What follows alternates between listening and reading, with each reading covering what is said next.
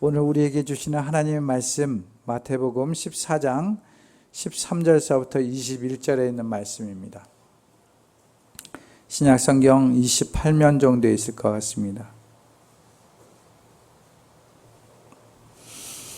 마태복음 14장 13절서부터 21절에 있는 말씀 우리 같이 함께 한 목소리로 봉독하겠습니다. 같이 함께 봉독할 때 주님의 음성을 들을 수 있길 바랍니다. 함께 봉독합니다. 예수께서 그 말을 들으시고 거기에서 배를 타고 따로 외딴 곳으로 물러가셨다. 이 소문이 퍼지니 무리가 여러 동네에서 몰려 나와서 걸어서 예수를 따라왔다. 예수께서 배에서 내려서 큰 무리를 보시고 그들을 불쌍히 여기시고 그들 가운데서 앓는 사람을 고쳐주셨다. 저녁 때가 되니 제자들이 예수께 다가와서 말하였다. 여기는 빈들이고 날도 이미 저물었습니다. 그러니 무리를 헤쳐 보내어 제각기 먹을 것을 사 먹게 마을로 보내시는 것이 좋겠습니다. 예수께서 그들에게 말씀하셨다. 그들이 물러갈 필요 없다. 너희가 그들에게 먹을 것을 주어라. 제자들이 예수께 말하였다. 우리에게 있는 것이라고는 방 5개와 물고기 2마리 밖에 없습니다. 이때 예수께서 말씀하셨다. 그것들을 이리로 가져오너라. 그리고 예수께서 무리를 풀밭에 앉게 하시고 나서 빵 5개와 물고기 2마리를 들고 하늘을 우러러 보시고 축복 기도를 드리신 다음에 떼어서 제자들에게 주시니 제자들이 이를 무리에게 나누어 주었다. 그들은 모두 배불리 먹었다. 남은 부스러기를 모으니 12광주리가 가득 찼다. 먹은 사람은 여자들과 어린아이들 외에 어른 남자만도 5,000명쯤 되었다.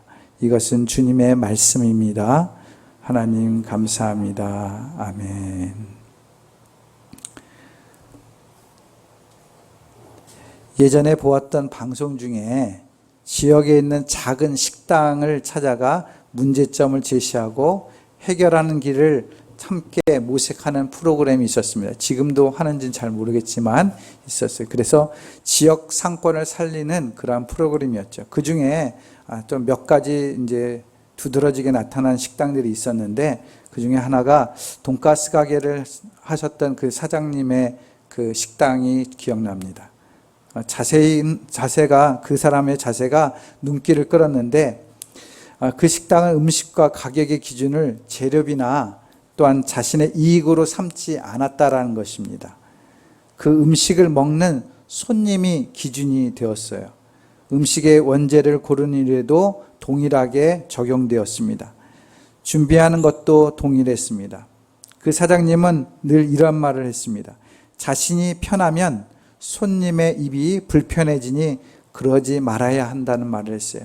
자신의 몸이 피곤해야 손님의 입이 즐거워지니 어설프게 손님을 만족시킬 생각을 하지 말아야 한다. 이런 표현을 하는 것을 보았습니다. 이 이야기를 접했을 때 사실은 가슴이 뭉클했어요. 좀 감동스러운 말이었습니다. 지금도 그렇지만 그런 분들이 어쩌면 진실한 성직자와 같은 마음이다. 이런 생각이 듭니다. 그리고 그 모습을 통해서 제 자신도 부끄러움을 느낄 때가 있어요. 사랑하는 성도 여러분, 그 주인의 마음은 언제나 자신의 이익보다 손님들을 우선하는 마음을 가졌어요. 이 돈가스 주인의 마음처럼 하나님 나라의 백성을 대하는 하나님의 마음도 그와 같다라는 생각이 듭니다. 하나님은 우리를 단순히 숫자로 보지 않다라는 것이죠. 예수님은 많은 군중들이 있는 것을 보고 떠도는 그냥 대중으로 보지 않으셨어요. 그들의 노고와 수고와 아픔을 다 아시고 고쳐주셨죠. 그리고 먹이실에 풍성히 먹이셨습니다. 오늘 본문이 그러한 사건을 이야기해주고 있지 않습니까? 많은 사람들의 필요를 채워주시는 그러한 예수님의 모습을 보게 됩니다. 그렇지만 우리는 이 오병이어 사건을 대할 때마다 어떠한 느낌이 드십니까? 너무 놀라운 사건이기 때문에 나와 상관이 없는 사건으로 여겨질 수 있어요. 혹시 그런 것이 진짜 일어날까라는 그런 의구심으로 바라보기도 하지요. 그런데 우리는 알아야 돼요. 이 이야기는 사복음서, 마태, 마가, 누가, 요한 이 사복음서에 다 쓰여졌다는 사실을 알아야 됩니다. 그리고 이 이야기가 쓰여진 책들을 뭐라고 합니까? 복음서다라고 얘기했어요. 복음이 뭡니까? 기쁨의 소리라고 이야기해요. 무엇을 말합니까?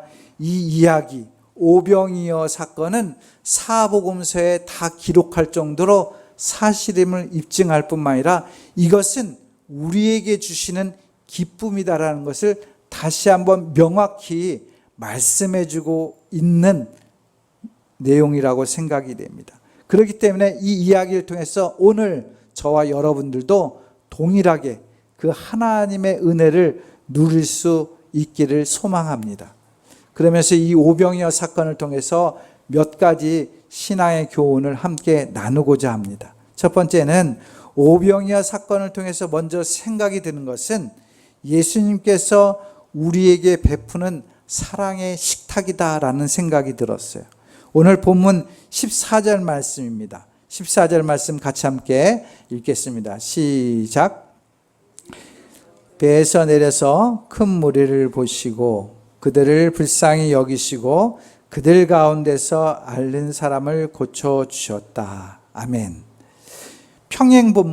평행본문이라는 것은 이 이야기가 같이 속해 있는 본문 중에 마가복음 6장 34절 말씀은 조금 더 구체적으로 이야기합니다. 같이 함께 읽겠습니다. 시작. 예수께서 배에서 내려서 큰 무리를 보시고 그들이 마치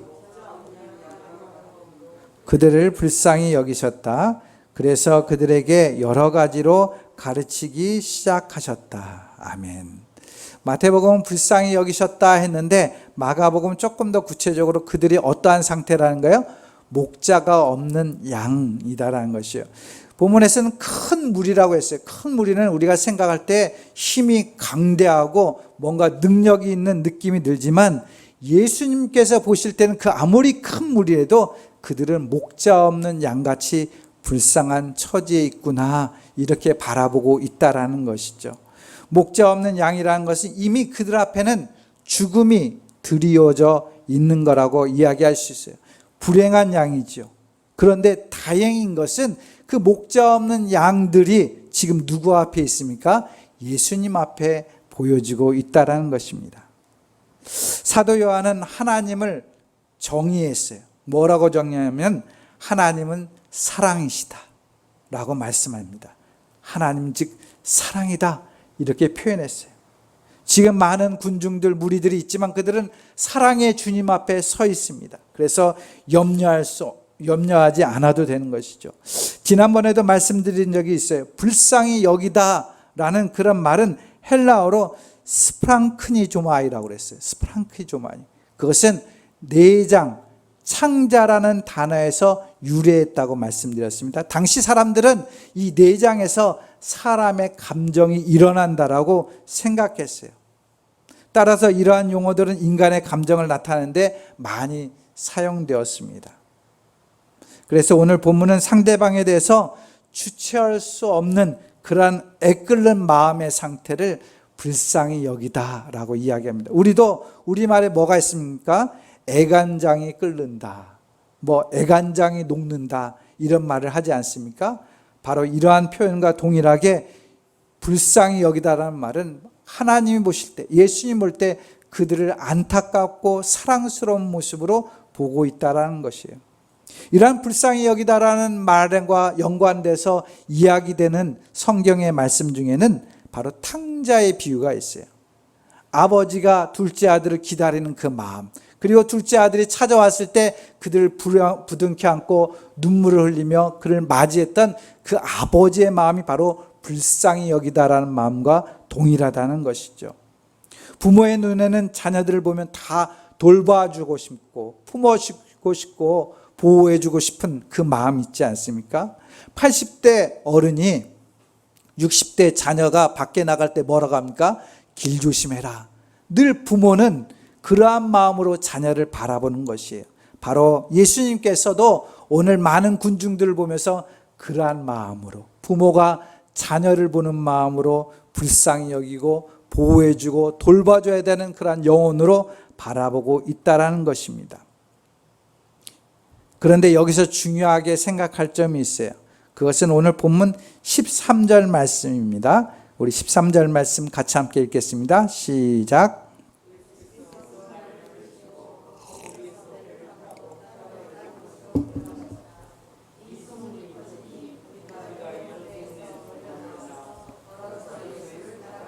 아멘. 주님의 사랑을 입을 수 있는 조건이 뭔가? 이렇게 불쌍히 여기시는 하나님의 마음 가운데 우리가 그 사랑을 입을 수 있는 길이 무엇인가? 그것은 바로 주님 앞에 나와야 된다는 것이죠. 따라 나왔다라는 것이에요. 주님을 쫓아갔다라는 것입니다. 주님과 함께하지 않으면 주님의 사랑을 경험할 수 없습니다. 그래서 흑인 인권 운동가였던 마틴 루터 킹 목사님은 동료들에게 이런 이야기를 합니다. 무엇보다도 가장 먼저 하나님을 찾아라. 그런 설교를 하셨다는 것입니다. 그 내용은 조금 읽어드리면 이렇습니다. 무엇보다도 먼저 하나님을 찾으십시오. 그의 영이 당신의 삶 속을 파고들게 하십시오. 삶의 난관과 도전에 답하기 위해 당신은 하나님을 필요로 하게 될 것입니다. 하나님과 함께라면 우리는 긴장 가득한 골짜기를 벗어나 내면에 평화가 깃들어 있는 가운데서도 반짝이는 희망의 빛을 찾아낼 수 있습니다. 이렇게 이야기했어요. 주님과 함께, 주님을 찾고 그분과 함께 할 때에 우리에게 희망으로 갈 수 있는 은혜가 있다는 것을 말씀해 주고 있습니다. 그래서 성경 잠언 8장 17절 말씀은 이렇게 이야기합니다. 나는 나를 사랑하는 사람을 사랑하며 나를 간절히 찾는 사람을 만나준다. 나를 사랑하는 자가 내 사랑을 입게 된다는 것입니다. 나를 찾아야지만 그 사람을 만나서 은혜를 베풀어 주신다는 것이에요. 사랑하는 성도 여러분, 오병이어 사건은 사랑의 식탁이었어요. 주님께서 베풀어 준 사랑의 마음 가운데 행하신 그러한 식탁이었습니다. 그럼에도 그 자리에 있었던 사람들만 은혜를 받을 수 있었던 것처럼 우리가 하나님의 은혜를 원한다면 주님 앞으로 늘 나와야 됩니다. 하나님은 늘 우리를 위해서 사랑의 식탁을 예비해 두셨어요. 그렇기 때문에 그 사랑 앞에 우리가 다가설 때만이 그 은혜를 경험할 수 있게 될 줄 믿습니다. 언제나 주님의 그 사랑 앞에 나아가는 우리 팔당 공동체가 되어지기를 바랍니다. 두 번째는 오병이어 사건은 예수님께서 베풀어 주신 기적의 식탁이었다. 이렇게 말씀드릴 수 있어요. 기적의 식탁. 본문 20절서부터 21절에 있는 말씀입니다. 우리 같이 함께 20절서부터 21절 말씀 읽겠습니다. 시작.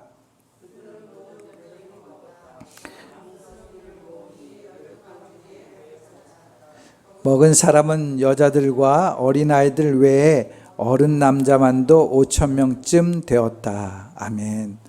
본문은 많은 사람이 배불리 먹었다라고 이야기합니다. 어른 남자만 5,000명, 어린아이도 있었고 또한 여자들도 있었는데 다 합쳐보면 최소한 1만 명 이상은 먹었다라고 이야기할 수 있죠. 그것도 보리떡 5개와 물고기 2마리로 되어진 사건입니다.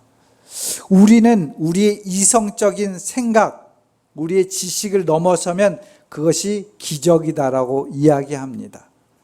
도저히 이성적으로는 이해할 수 없는 사건이기 때문에 어떻게 보리떡 5개와 물고기 2마리로 그렇게 많은 사람을 먹일 수 있을까?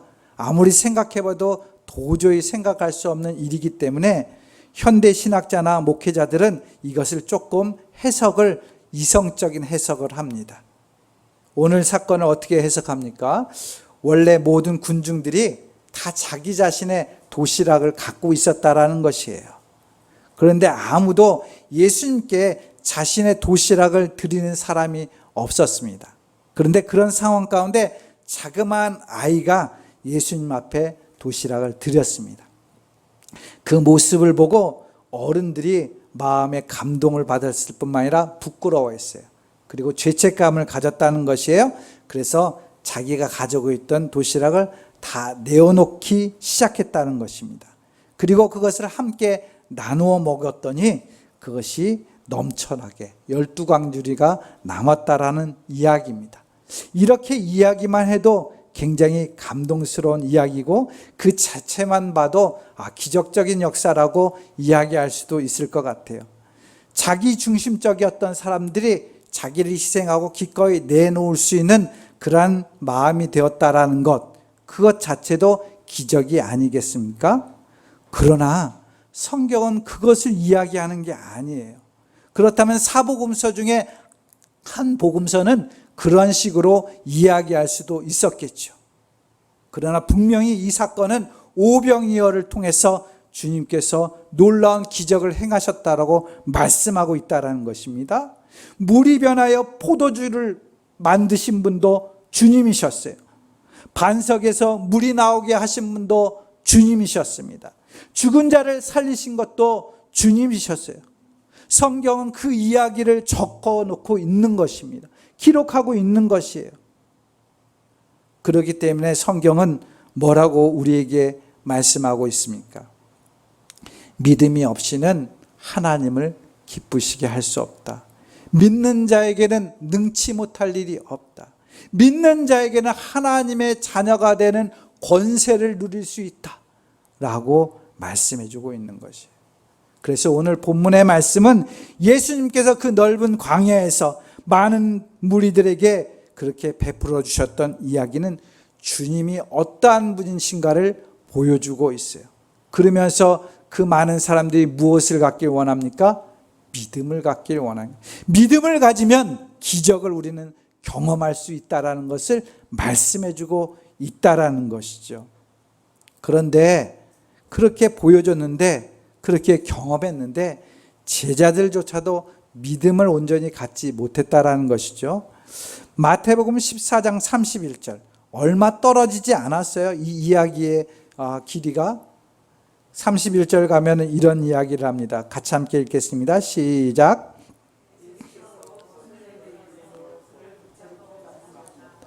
믿음이 적은 사람아 왜 의심하였느냐.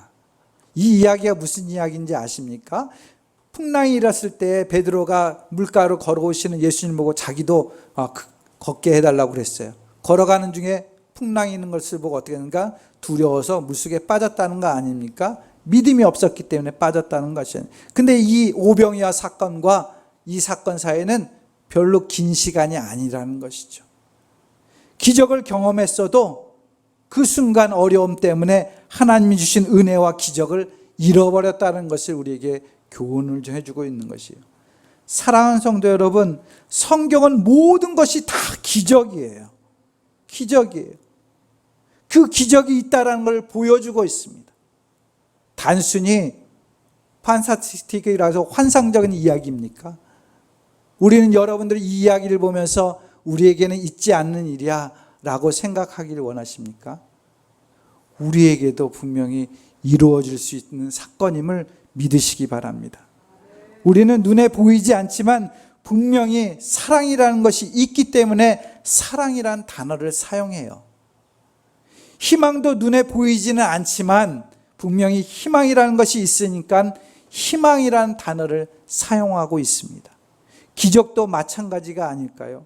기적이 있으니까 기적이라는 단어를 사용하는 것입니다. 기적이 없다면 기적이라는 단어를 사용하지 않을 것입니다. 사랑하는 성도 여러분, 기적은 믿는 자에게 나타나는 것이에요. 그렇기 때문에 가정에서도 행복을 바라고 기적을 바라는 마음이 있을 때 가족들을 통해서 기적이 일어나는 것입니다. 비록 형제 역경과 어려움에 처한 사람일지라도 기적을 포기해서는 안 됩니다. 왜 그렇습니까? 그 기적의 중심에 주님이 계시다면 분명히 역사하실 것이기 때문에 그렇습니다. 오늘도 우리에게 기적을 베푸시는 주님을 믿고 나의 삶 속에서 기적을 경험할 수 있는 저와 여러분들이 될 수 있기를 바랍니다. 어쩌면 매일 살아가는 그 순간순간이 기적일 수도 있어요. 그래서 어떤 분은 살아있는 것이 기적이다 라고 표현하시는 분도 있어요. 내가 이곳에 와서 예배 드리는 것도 기적이다. 부족한 종이 이 팔당교회에 와서 말씀을 전하는 것도 인생을 통틀어 볼 때 기적과 같은 역사죠. 기적과 같은 역사입니다. 이 기적과 같은 역사를 믿고 내 삶 속에 어떠한 어려움이 있어도 주님의 은총을 바라보며 나아갈 수 있는 저와 여러분들이 될 수 있기를 주님의 이름으로 축원드립니다. 마지막으로 예수님께서 베풀어 주신 그 식사는 나눔의 식사였어요. 나눔의 식탁이었습니다. 오늘 본문 19절 말씀입니다. 같이 함께 19절 말씀 읽습니다. 시작.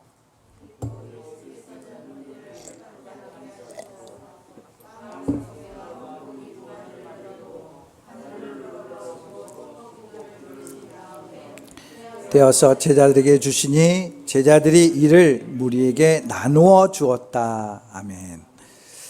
본문의 말씀은 나눔에서 나눔으로 이루어진 사건이다 이렇게 표현할 수 있을 것 같아요. 처음에는 자그마한 아이가 예수님께 자신의 것을 나누어 주었어요.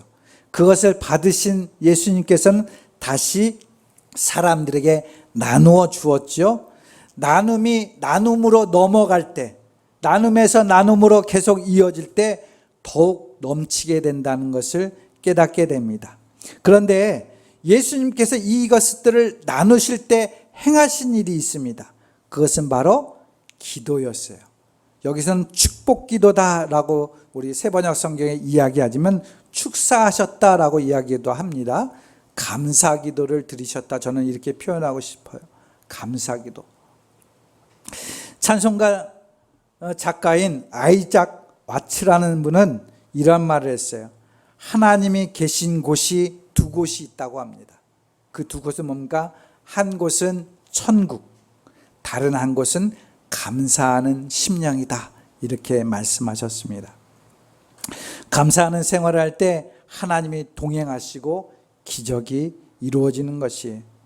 장애인 과학자였던 스티븐 호킨 박사는 나는 하나님께 감사하며 살고 또 그 힘 때문에 산다 이렇게 표현하기도 했습니다.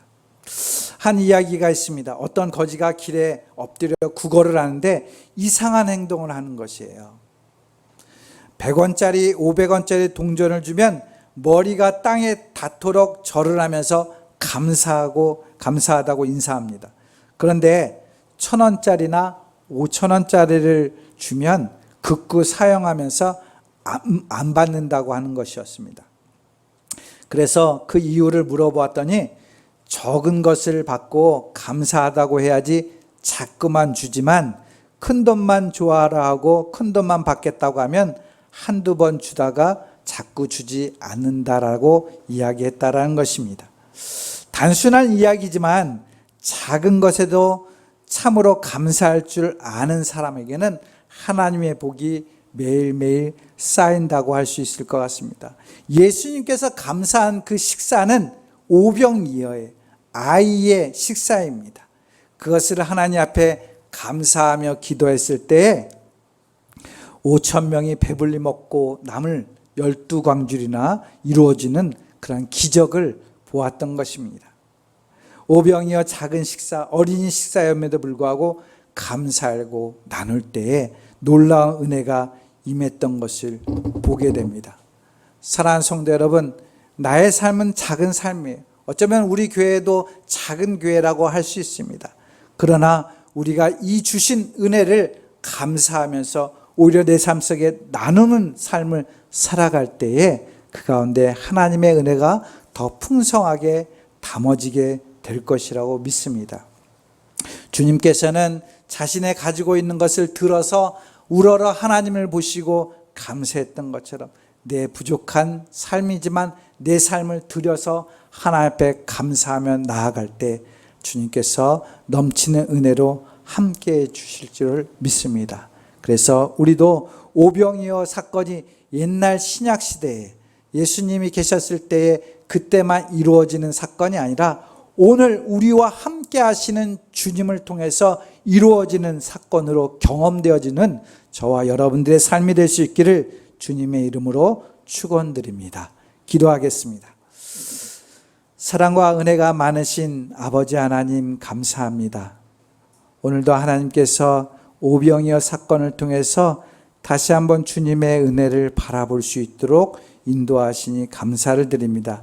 늘 들어왔던 이야기지만 이 사건을 통해서 우리에게 사랑을 베풀어 주시고 뿐만 아니라 기적을 이루어 주시고 나눔을 통해서 은혜를 담는 그러한 역사들을 보여주셨음을 우리 마음에 새기면서 우리의 자그마한 삶일지라도 늘 주님 앞에 나아가며 주님을 찾고 주님을 의지하고 주님과 동행함으로 믿음을 갖고 나아갈 때마다 하나님께서 약속하신 은혜가 우리 가운데 차고 넘칠 수 있도록 함께하여 주시옵소서.